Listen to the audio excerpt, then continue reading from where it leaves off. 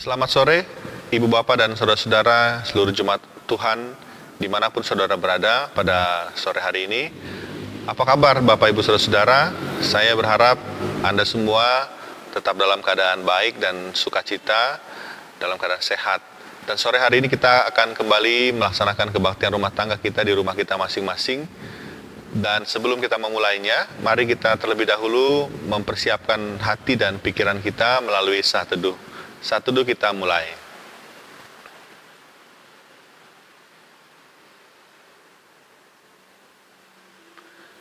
Saat teduh selesai. Bapak, Ibu, dan saudara-saudara, kebaktian rumah tangga kita akan kita awali dengan sebuah keyakinan bahwa pertolongan kita adalah dalam nama Tuhan yang menjadikan langit dan bumi. Salam sejahtera bagi saudara-saudara yang dikasihi oleh Tuhan. Tuhan menyertai saudara. Saudara-saudara, mari kita memuji Tuhan dengan menyanyikan pelengkap Kidung Jemaat nomor 3, bait 1, dan kita nyanyikan bersama-sama.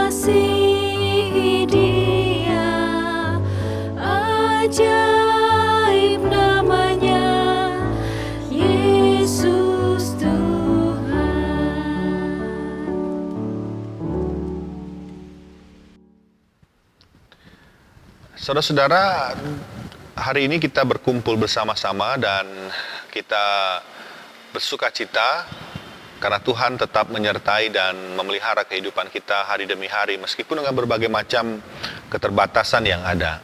Maka dari itu patutlah kita mengucap syukur kepada Tuhan. Dan mari kita bersyukur kepada Tuhan melalui doa. Mari kita berdoa.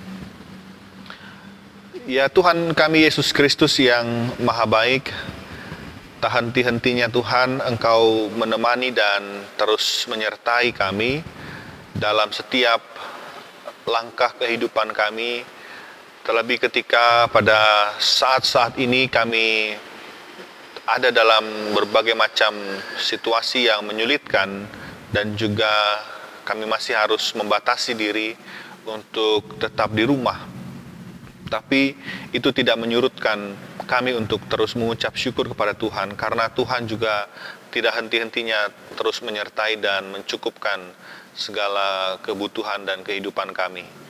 Maka Tuhan, dalam rasa syukur kami ingin mensyukuri segala bentuk penyertaan Tuhan, kesehatan yang terus Tuhan berikan.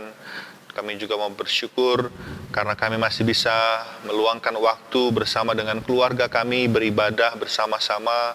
Kami juga bersyukur ketika kami masih terus juga bisa Engkau mampukan untuk menjadi berkat bagi banyak orang, meskipun juga dengan berbagai macam keterbatasan. Terima kasih Tuhan atas kekuatan dan juga topangan yang Engkau berikan kepada kami, sehingga sebagai umat-Mu pada saat ini kami bisa tetap beribadah bersama-sama. Terima kasih Tuhan, inilah ungkapan doa kami yang menyatakan rasa syukur kami kepada Tuhan. Di dalam nama Yesus Kristus, kami mengucap syukur dan berdoa. Amin. Bapak, Ibu, Saudara, kini kembali kita akan memuji Tuhan. Kita bernyanyi bersama-sama pelengkap Kidung Jemaat nomor 47, Buatlah hatiku lapang dan bersih, kita nyanyikan 2 kali.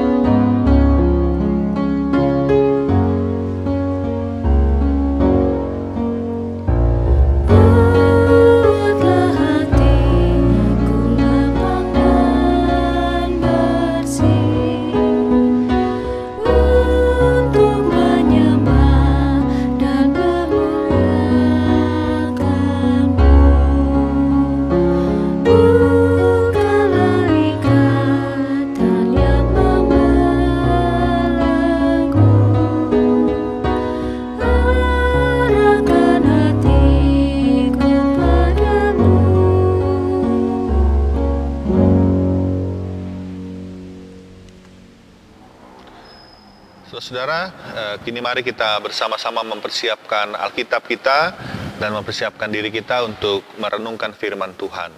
Sebelum itu kita berdoa terlebih dahulu memohon bimbingan Tuhan. Kita berdoa kembali.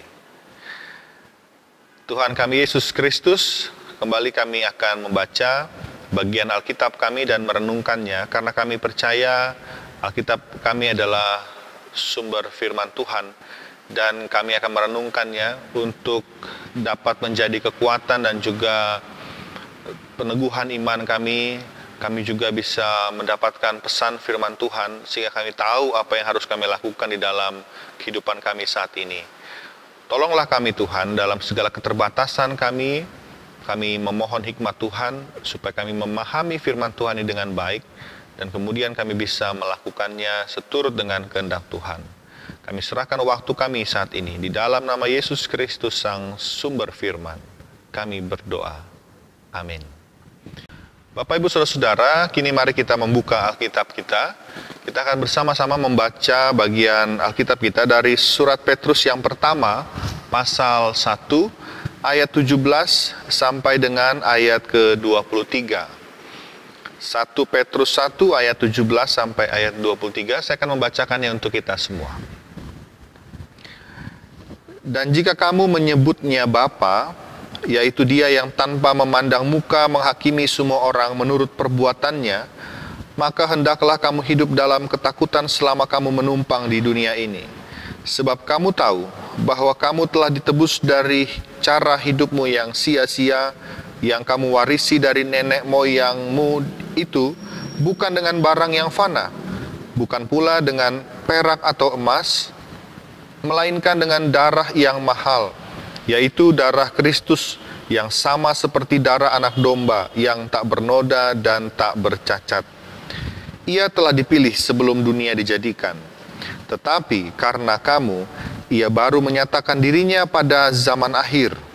Oleh Dialah kamu percaya kepada Allah yang telah membangkitkan Dia dari antara orang mati dan yang telah memuliakannya, sehingga imanmu dan pengharapanmu tertuju kepada Allah.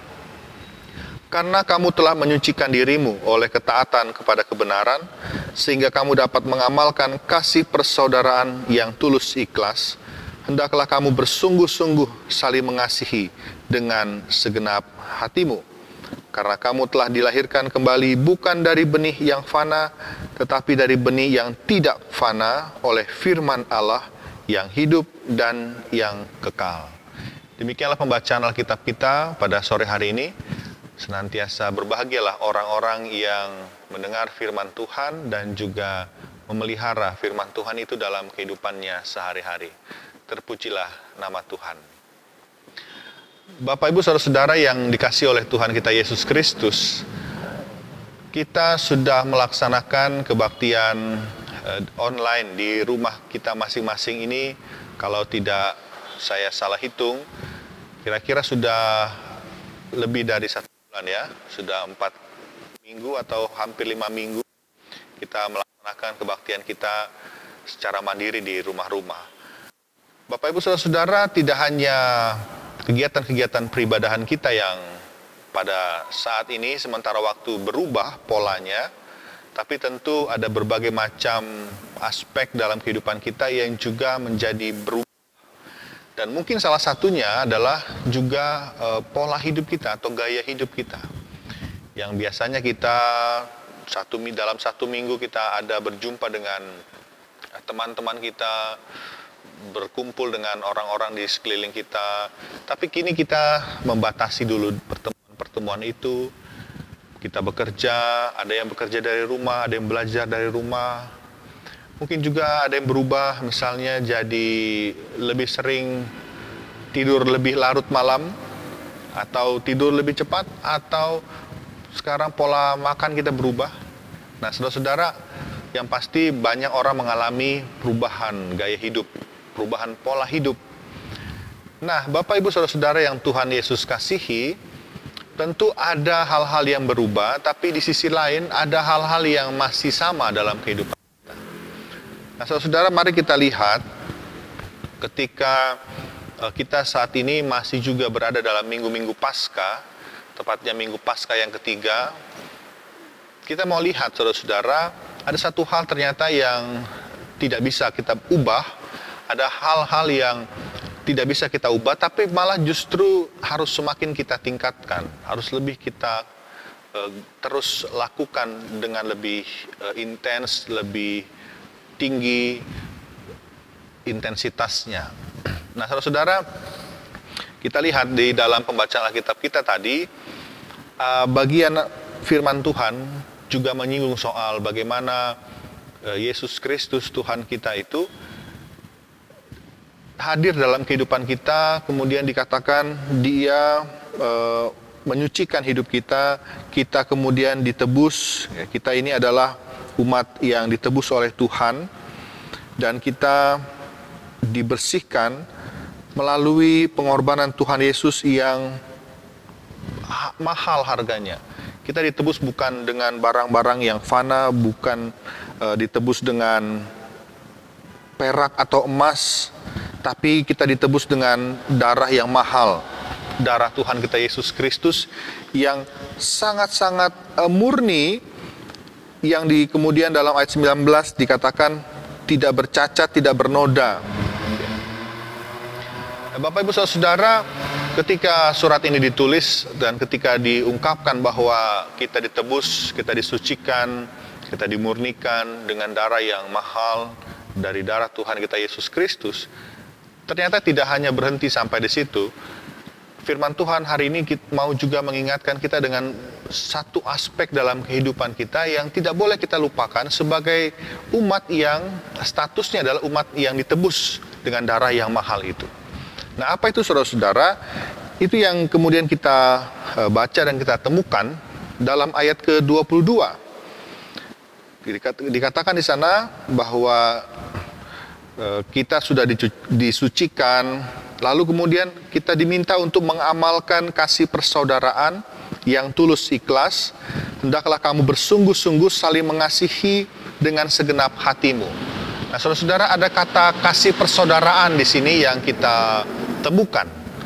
Kalau kita ingat, ada beberapa jenis kasih ya yang sering kita dengar. Misalnya ada kasih agape, kasih filia, kasih storge, kasih eros ya.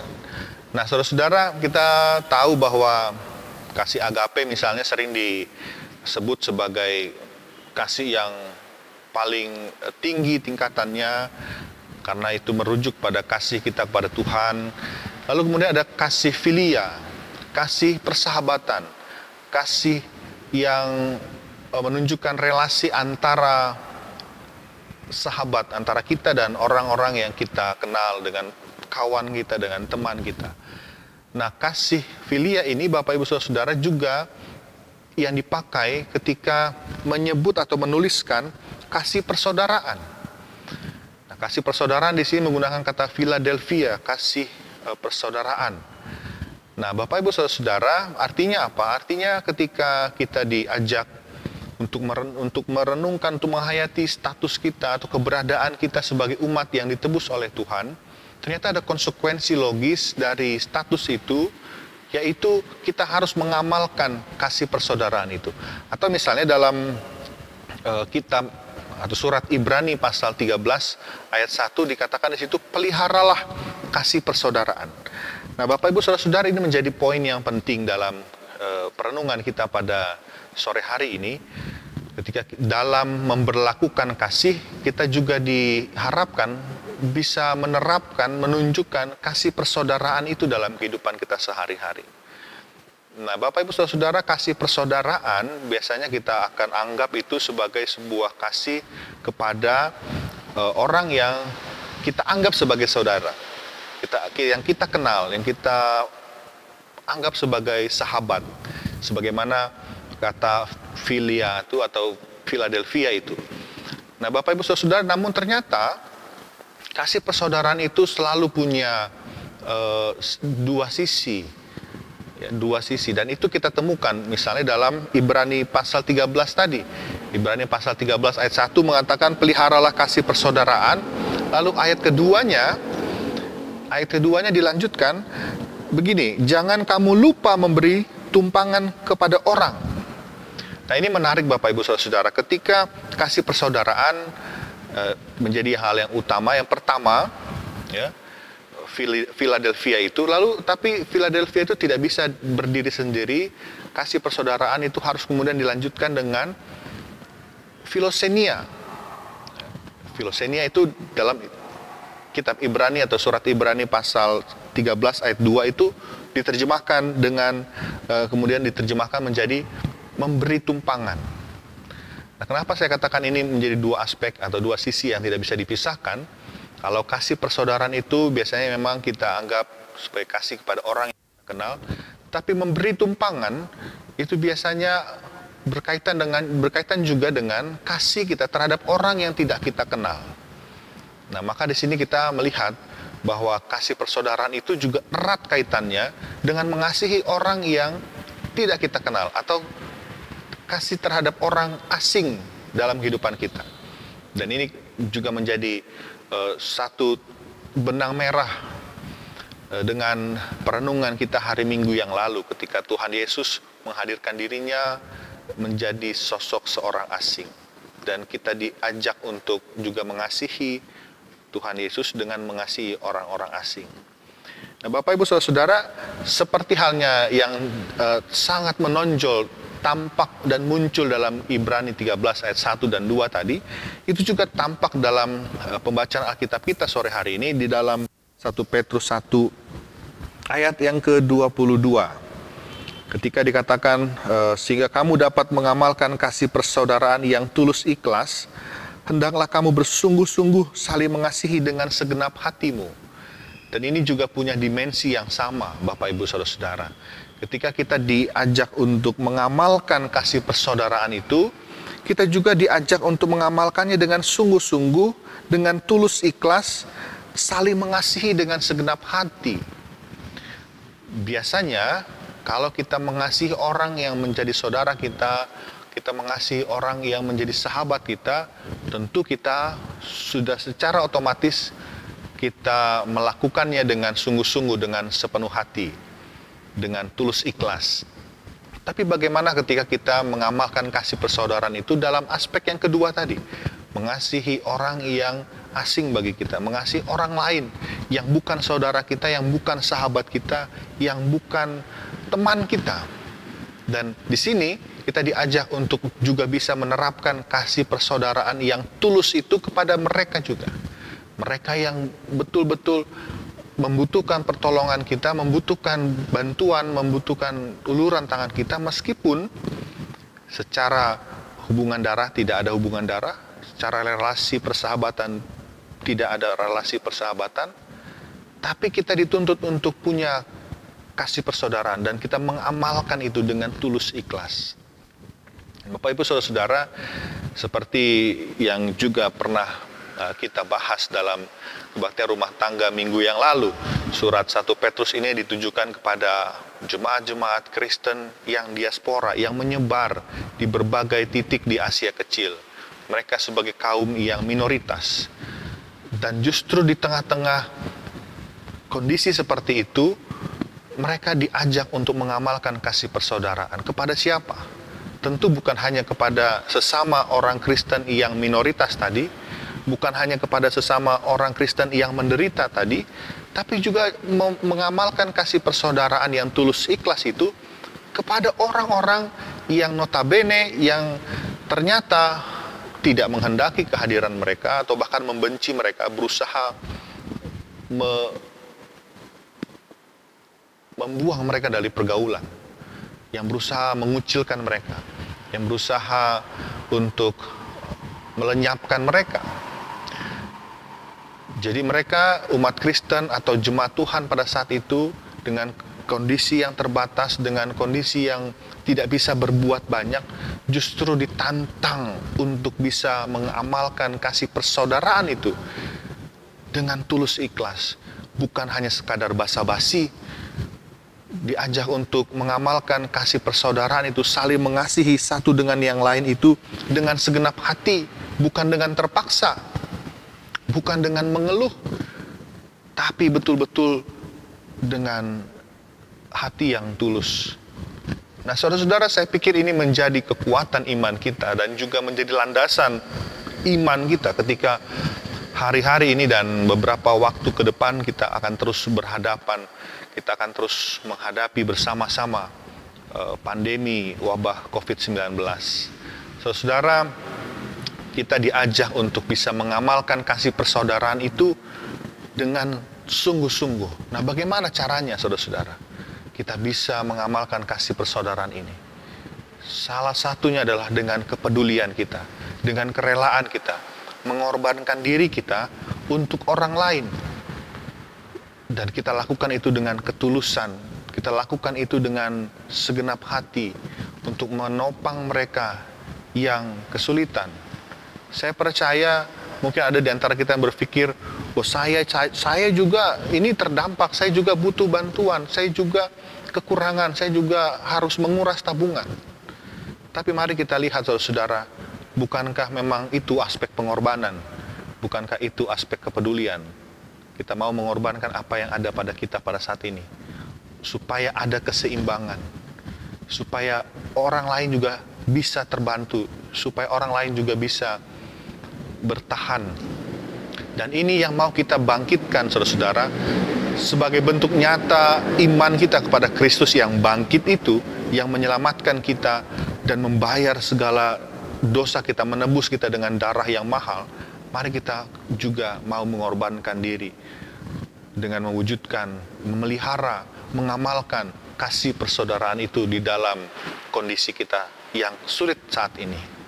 Bapak Ibu Saudara-saudara, tentu hal ini memang bukan hal yang mudah. Ketika kita harus bertahan dalam kehidupan kita, namun di saat yang sama kita juga diajak untuk memiliki kepedulian dan berbagi. Tapi itu yang Tuhan inginkan. Itu yang menjadi pesan bagi jemaat Kristen yang tersebar di Asia Kecil, yang menjadi sasaran penulisan surat 1 Petrus ini. Dalam penderitaan mereka, mereka tetap diajak, ditantang untuk memelihara kasih persaudaraan. Dan saya percaya, jika umat Tuhan di masa lampau, perjalanan sejarah umat manusia memperlihatkan hal itu mungkin dilakukan dan bisa dilakukan, maka sebagai umat Tuhan di masa kini, di masa saat ini, kita pun bisa melakukan hal itu. Mari saudara-saudara, kita wujudkan dan kita tunjukkan kasih persaudaraan kita dengan banyak hal yang bisa kita lakukan, dengan menopang mereka yang kekurangan, dengan mendukung mereka yang juga terus berjuang lebih keras untuk mempertahankan hidup mereka. Dan semoga kasih persaudaraan ini bukan hanya sekadar slogan, bukan hanya sekadar ucapan yang biasa kita ucapkan dalam ritual-ritual peribadahan kita, tapi bisa kita nyatakan dengan tindakan aksi yang nyata untuk kehidupan bersama. Kiranya Tuhan menguatkan kita, dan di saat yang sama kita juga bisa menguatkan orang lain. Kiranya Tuhan memberkati saudara dan kita semua. Amin. Mari kita berdoa. Bapa kami yang bertahta dalam kerajaan surga, sore hari ini kami disegarkan kembali oleh firman Tuhan. Kami diingatkan kembali oleh firman Tuhan sebagaimana kami diselamatkan dan ditebus oleh Allah dengan pengorbanan Tuhan kami Yesus Kristus. Dengan darah yang mahal, dengan darah Yesus Kristus kami ditebus. Maka sebagai bentuk syukur kami dan juga konsekuensi iman kami diajak dan ditantang untuk bisa terus mengamalkan kasih persaudaraan itu dalam kehidupan kami sehari-hari. Ada banyak hal yang berubah dari kehidupan kami, tapi kami tahu gaya hidup dalam kasih persaudaraan itu tidak boleh berubah, bahkan harus lebih kuat kami tunjukkan sebagai perwujudan nyata iman kami kepada Tuhan. Terima kasih Tuhan atas firman ini. Kuatkan dan teguhkanlah iman kami supaya kami bisa melakukan firman Tuhan dan pesan firman Tuhan ini dalam kehidupan kami sehari-hari. Terpujilah nama Tuhan. Amin. Saudara-saudara, sebelum kita menutup kebaktian kita dan sebagai respons kita atas firman Tuhan, mari kita kembali bernyanyi dari pelengkap Kidung Jemaat 241, bait 1 dan bait yang kedua, Tak Ku Tahu Akan Hari Esok.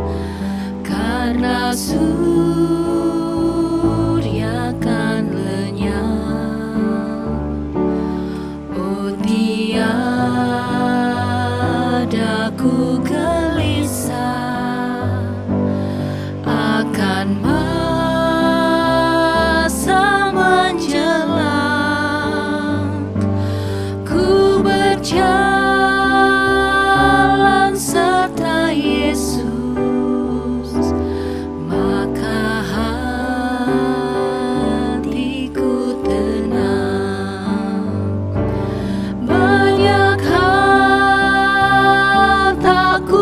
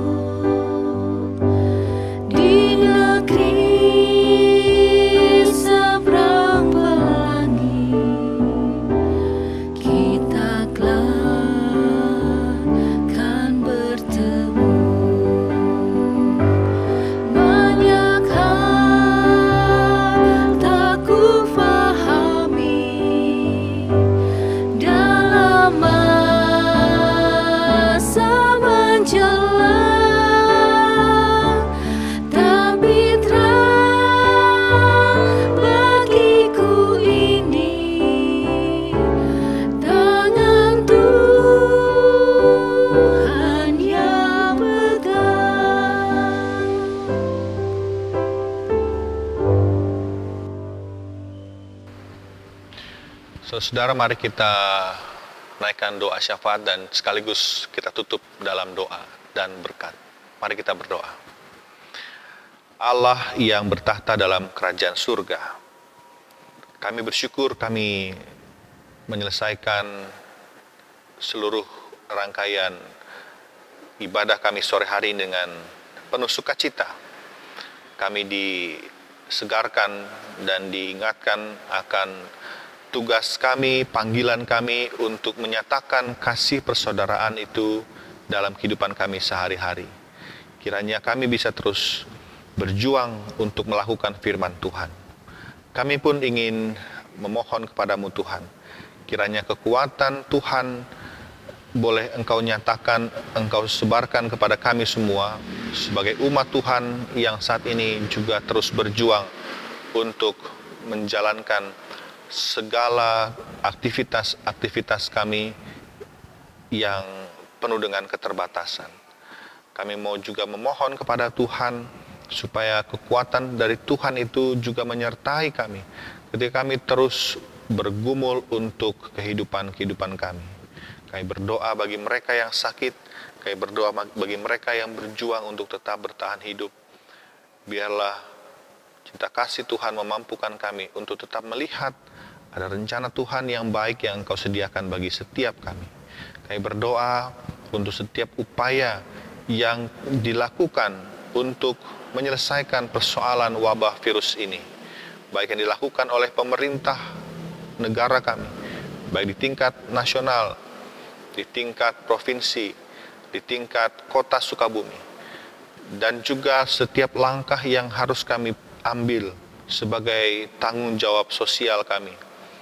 Berkati itu semua Tuhan, biarlah wabah ini cepat berakhir dan kami bisa kembali dengan segala aktivitas kami yang kami ingin lakukan, terutama dalam peribadahan di gedung gereja ini. Tuhan Yesus, kami juga mau menyerahkan segala permohonan kami yang kami miliki, yang disampaikan dalam doa-doa setiap keluarga yang ada pada saat ini. Inilah diri kami Tuhan, dan kami bersyukur kami boleh bersama-sama beribadah pada kesempatan ini.